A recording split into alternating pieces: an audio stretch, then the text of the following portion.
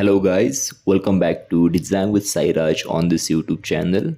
So in this tutorial I will show you how to increase or decrease the size of axis or a plane in CATIA V5 software. So to increase the size of axis, just click on Tools. In Tool section, click on Options. You will see this interface. Now, in Options, click on Infrastructure. In Infrastructure, click on Part Infrastructure. Now just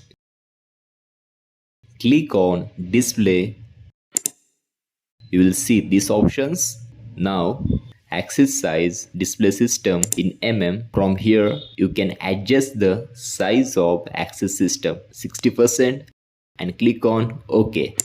And you can see the difference. Thanks for watching guys. Don't forget to like, share and subscribe.